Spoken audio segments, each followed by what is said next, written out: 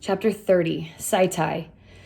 There is no peace in Sci-Fi's head. The Fry doesn't know how bad it is. The Fry doesn't know how the feelings crash over him like storm-driven waves pounding a failing seawall. The wall is going to collapse. Soon, and when it does, Sci will lose it. He'll lose everything. His mind will spill out of his ears and down the drains of the streets of Joplin. He knows it. Then he sees the sign, now entering Joplin. His heart is his own, but it pounds in his chest, threatening to burst. And wouldn't that be a fine thing? They'd rush him to a hospital, give him someone else's ticker, and he'd have that kid to deal with too. This boy in the corner of his head doesn't talk to him in words. He feels, he emotes. He doesn't understand that he's only a part of another kid. It's like how in a dream, you know some things, and other things you should know, but you don't.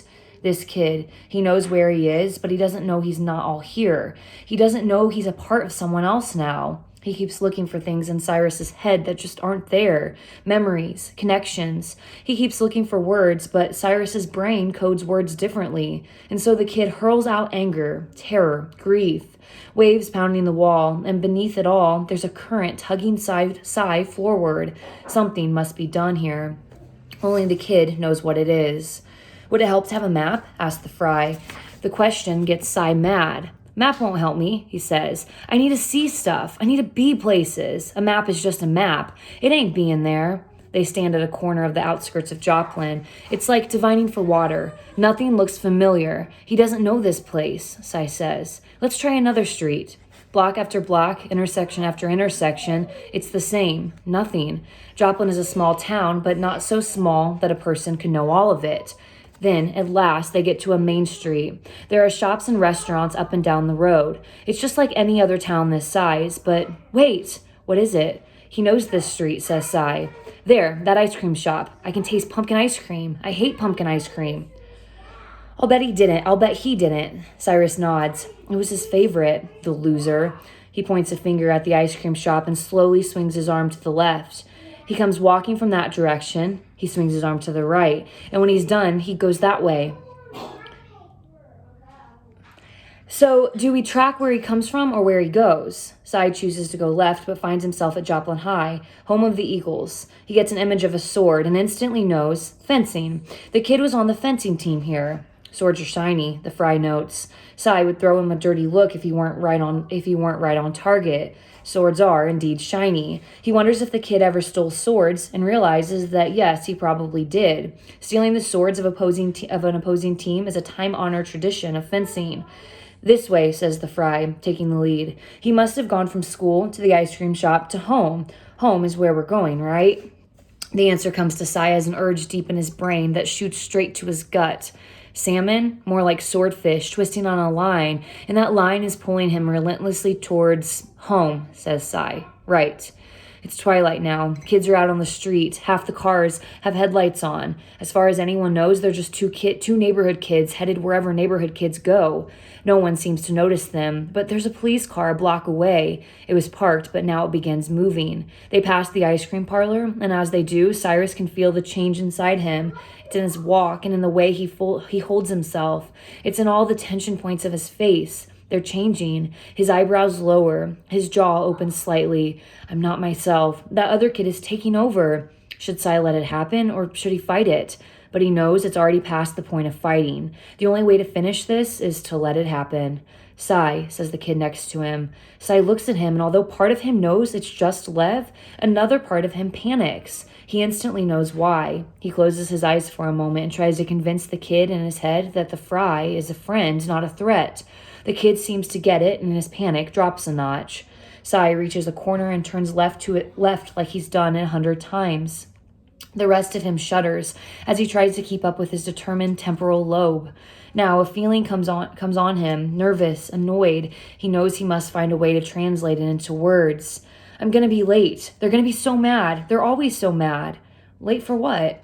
Dinner. They gotta eat it right on time or I get hell for it. They could eat it without me, but they won't. They don't. They just stew and the food goes cold and it's my fault. My fault.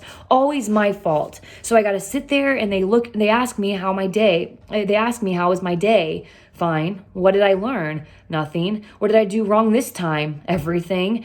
It's not his voice. It's his vocal cords, but it's not his voice coming out of them. Same tones, but different inflections, a different accent, like the way he might have talked if he came from Joplin, home of the Eagles. As they turn another corner, Cy catches sight of that cop car again. It's behind them, following slowly, no mistake about it. It's following, and that's not all. There's another police car up ahead, but that one's just waiting in front of a house. His house. My house.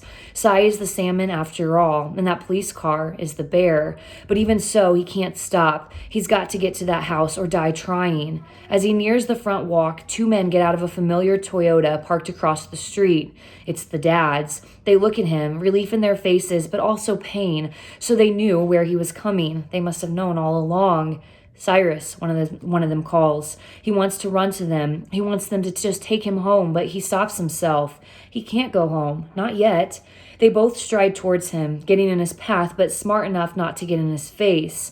I gotta do this, he says in a voice he knows isn't his at all. That's when the police leap from their cars and grab him. They're too strong for him to fight them off, so he looks at them. So he looks at the dads. I gotta do this, he says again. Don't be the bear. They look at each other, not understanding what he means. But then maybe they do, because they step aside and say to the cops, let him go.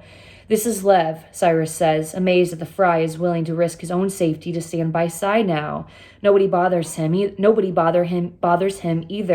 The dads take a brief moment to acknowledge the Fry, but quickly return their attention to Cyrus. The cops frisk Cy to make sure he has no weapon, and satisfied they let him go on towards the house.